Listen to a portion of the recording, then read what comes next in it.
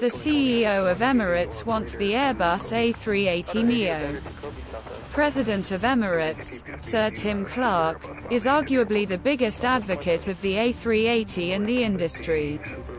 It's no wonder, as the A380 has made Emirates what they are today and differentiated them from the rest of the world. Emirates is undoubtedly the only company that has built an effective strategy around the A380 and hasn't just taken it as another aircraft in their fleet. Among passengers, the A380 enjoys exceptional popularity.